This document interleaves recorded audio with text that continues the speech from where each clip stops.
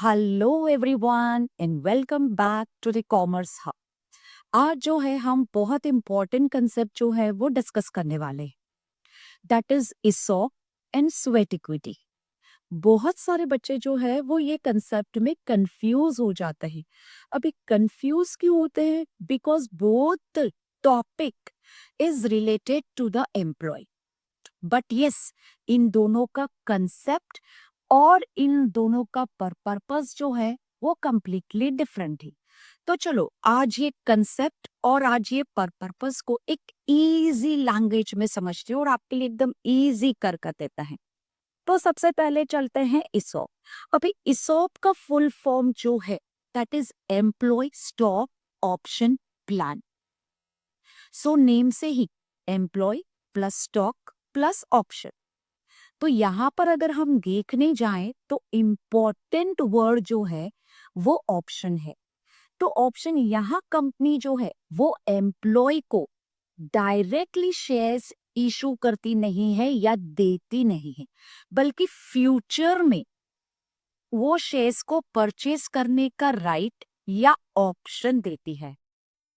तो suppose company ने आज आपको ऑप्शन ग्रांट किया, तो क्या आप कल के कल शेयर होल्डर बन जाओगे? The answer is no. You need to complete some formalities, some conditions जो कंपनी एक्ट ने इस पर रखी। सो आपको वेस्टिंग पीरियड कंप्लीट करना पड़ेगा। उस वेस्टिंग पीरियड ने जिस हिसाब से एज आई टोल्ड कि कंपनीज ने जो प्रेस्क्राइब कंडीशंस रखी है वो प्रेस्क्राइब कंडीशन को आपको कंप्लीट करना पड़ेगा। जब आप उसको कंप्लीट करोगे तब आपका एक्सरसाइज पीरियड आएगा। आप शेयर को परचेज करोगे और तब कंपनी आपको शेयर इशू करेगी और तब जाकर आप कंपनी के शेयर होल्डर बनो। So remember the simple line. ESOP जो है वो सबसे पहले आपको ऑप्शन देता है और उसके बाद आपको ओनरशिप। अभी दूसरा देखते हैं हम स्वेट इक्विटी। ये ESOP से कंप्लीटली डिफरेंट ऑप्शन है। अब ये डिफरेंस कैसे है यहाँ देखते हैं।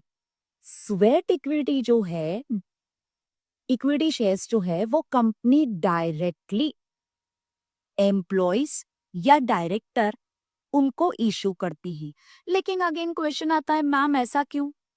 क्योंकि कंपनी जो है इन एम्प्लॉयज ने या डायरेक्टर्स ने जो है वो अपना वैल्यूएबल कंट्रीब्यूशन जो है वो कंपनी को दिया है। For example technical know how, intellectual property right, innovative ideas, special skills, तो जो कंपनी को दिया है तो उनके ये अप्रिशिएट कंपनी करती है इनको स्वेट इक्विटी देकर। जनरली ये शेयर्स जो है वो डिस्काउंट और कंसिडरेशन होते हैं अदर देन कैश। अब सबसे इंपॉर्टेंट पॉइंट, जैसे ही इक्विटी शेयर होल्डर को शेयर अलॉट हो जाते हैं वो एम्प्लॉय इमीडिएटली शेयर होल्डर बन जाता है। जैसे इस ESOP में हमने देखा था कि पहले उसको ऑप्शन मिलता है या राइट मिलता है, उसके कुछ टाइम पीरियड होते हैं, ग्रांटिंग पीरियड, वेस्टिंग और फिर एक्सरसाइज। वो आपको नेक्स्ट वीडियो में इसका सारा कंसेप्ट क्लियर हो जाएगा। और यहाँ पर जो है इनको कोई भी ऐसा नहीं मिलता, वो इमीडिएटली जैसे ही कंपनी इनको शेयर होल्डर शेयर इशू करती है वो इमीडिएटली शेयर होल्डर बन जाते हैं। मतलब यहाँ पर कोई भी वेस्टिंग पीरियड, कोई भी ग्रांटिंग पीरियड या कोई भी एक्सरसाइज नहीं होता। अब चलिए सिंपल लैंग्वेज में इसका डिफरेंस समझते हैं। तो ESOP का पर्पस होता है कि एम्प्लॉय ने जो मोटिवेट करना है, एम्प्लॉय को मोटिवेट करना है और लॉन्ग टर्म के लिए इसको रिटेन करना है। तो ESOP का ऑप्शन देना ये इसका मेन पर्पस होता है।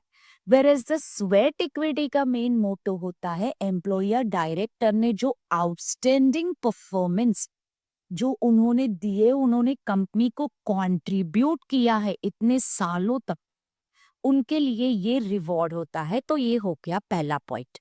दूसरा पॉइंट, ESOP में ओनरशिप जो है को फ्यूचर में मिलती है, मतलब आफ्टर एक्सरसाइजिंग द ऑप्शन।